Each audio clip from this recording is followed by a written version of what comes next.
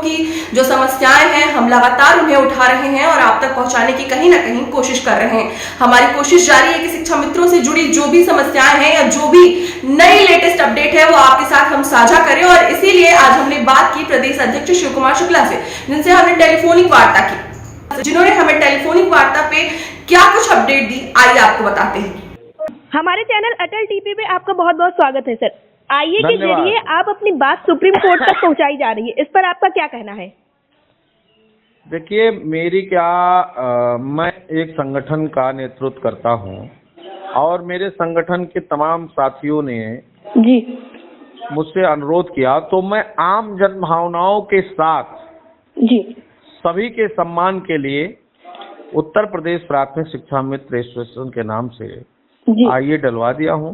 जी 1 तारीख को आना है।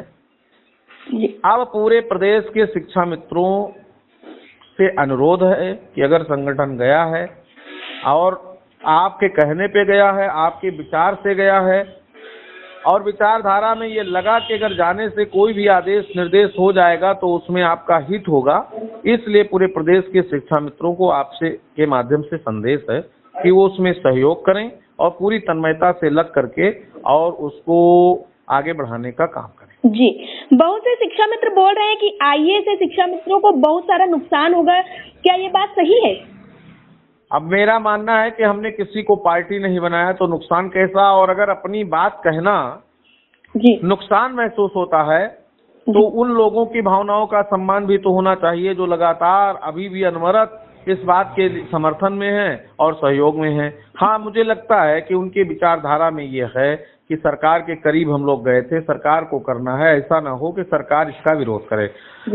मैं मानता हूं कि सब सरकार को हमने पार्टी नहीं बनाया, हमने किसी का विरोध नहीं किया है। पूरे देश के लोगों को आप नौकरी दीजिए, हम 1.5 लाख लोगों के भविष्य को सुरक्षित कर दीजिए। हमारा इतना सा अनुरोध है कि अगर मर्सी ग्राउंड पे 3 साल के लोगों को नौकरी दी जा सकती है तो मैं आपकी सेवा में 24 साल हो गया तो मुझे भी मिलना चाहिए, और 3 साल मैं भी सहायक अध्यापक मेरे भी साथी रह चुके हैं, वो तमाम अहर्ताएं पूरी करते हैं। उन अहर्ताओं और अनुभव को देखते हुए इस प्रदेश के शिक्षा मित्रों का भविष्य सुरक्षित कर दीजिए। आप बीएड को भी सुरक्षित रखिए, बीटीसी को भी दे दीजिए, चाहे एमपी में दीजिए, चाहे उत्तराखंड में दीजिए, और यूपी के शिक्षा मित्रों की सुरक्षित कर दीजिए। हमें किसी का विरोध नहीं है, तो अगर किसी का विरोध नहीं है तो किसी का नुकसान नहीं होना चाहिए, मेरा मानना है। और हमारे उन तमाम साथियों की भावनाओं का सम्मान भी है। आप सभी शिक्षा मित्र साथियों को क्या संदेश देना चाहेंगे? मैं स्पष्ट संदेश दे रहा हूँ कि इसमें आप पूरे मनोयोग से सहयोग करिए, और जिनकी भावनाएं इस आईए से जो है सहमत नहीं है